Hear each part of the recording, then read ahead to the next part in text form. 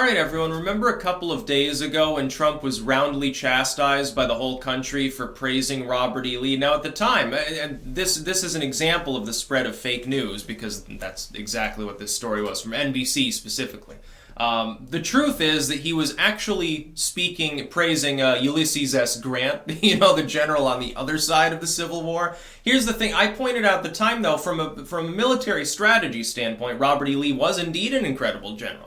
Divorced of any ethical connotation or any political connotation, because he wasn't really in politics anyway, Robert E. Lee was a capable general, generally well received by his men, generally did well in battle. Early on, it looked like the Confederacy was going to win the Civil War. It wasn't until quite late in the Civil War that the Union begins to smash them apart, because until then, they were run by people like McClellan. If you've ever studied Civil War history, you'll understand that the inept leadership of the Union played a bigger role in the early half of the Civil War than the fact that the Union had all the industrial power, a lot more food, a lot more allies, was recognized more, generally speaking, had the bigger naval capability. It basically had every possible advantage, with the exception of the fact that the Union Army was consistently led by people who did not know what they were doing, like McClellan most famously. Very brilliant tactician. The problem is that strategy-wise, what would McClellan do? He was noted for he would sit down with all of his maps and advisors and ponder and think while the enemy's entrenching more and more and more. And he's sitting there planning like it's a game. Now, this being that methodical in some situations is good. The problem is he was facing essentially an insurgent force that liked guerrilla warfare, liked partisan warfare, and didn't really work too well. The Ulysses S. Grant, meanwhile, is like, oh yeah, go ahead, Sherman, go and twist up the railroad ties, scorched earth, was it the Anaconda Plan and stuff? It was a pretty good idea. And so he's praising Grant. He's saying that he was an incredible general. And he was. Ulysses S. Grant was highly capable. Better general than he was president, by the way, if you know anything about that particular era. Series of presidents who are generally rated among the lowest of the low. High levels of corruption. Tore at the fabric of the country. In some cases were kind of despotic. Kind of problematic era for the United States. Even though industry is ramping up, you have some good things about it, certainly.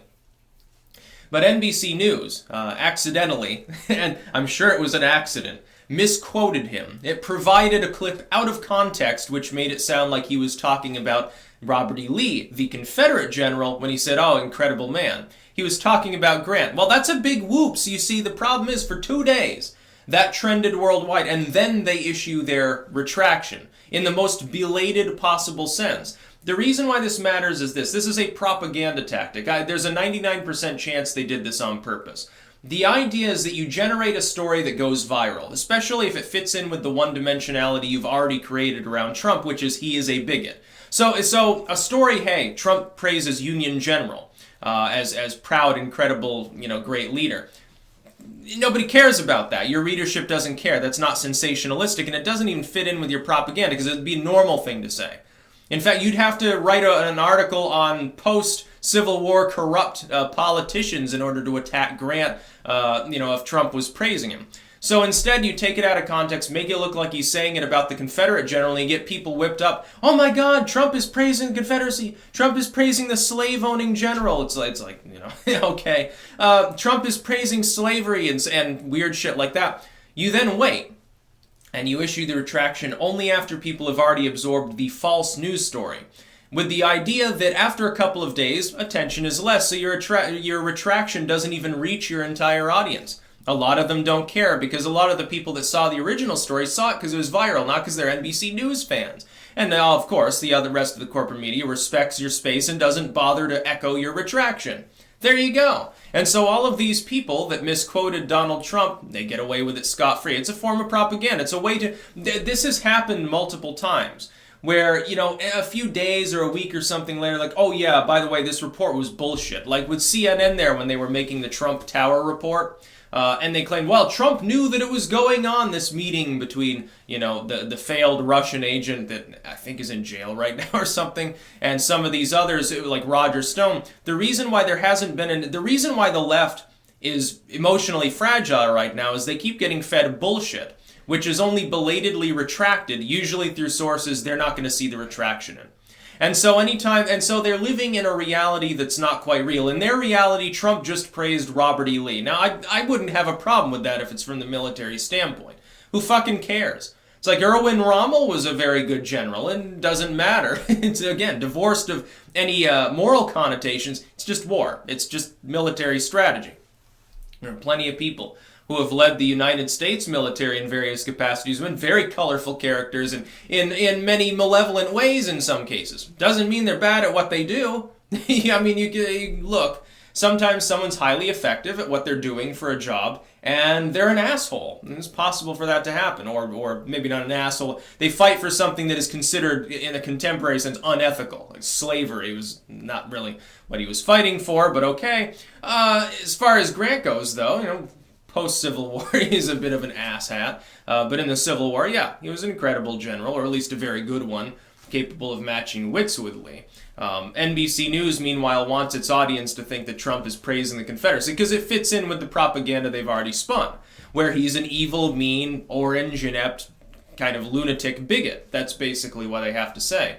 Also, look for lies by omission whenever stuff like this happens. What does the rest of the corporate media do? Now, supposedly they have a lot of competitors. Have any of the competitors opined, hey, NBC should be ashamed of itself and do more as far as maintaining journalistic credibility? No, not even a little bit. They don't even talk about it. Why? Because they're not really in competition.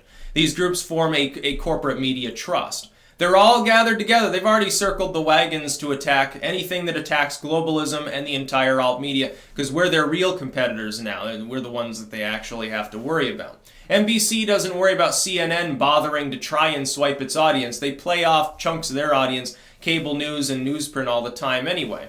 But the NBC News lied. Yeah, it was a lie. They presented an out-of-context clip. They should have fact-checked it. I guarantee that they did and presented it anyway. They did this on purpose, is what I'm alleging, in other words. They either didn't fact-check it or they knew and didn't care and wanted to attack Trump. They put it out there. They wait 2 fucking days to retract it. Oh yeah, by the way, that heavy-hitting story that trended all over the world, where everyone was talking about Robert E. Lee and how Trump was an evil bigot, yeah, by the way, we goofed up. It actually wasn't true. Blame the low-level staffer that we were going to fire anyway. Hey, shame on you for selective editing. You get the boot. By the way, ShareBlue is hiring. That's what happens. They trade people all the time, too. That's why former administration officials so often end up in various media capacities. Trump admin, Obama, Bush, doesn't matter which admin it is. That's about all. Peace out.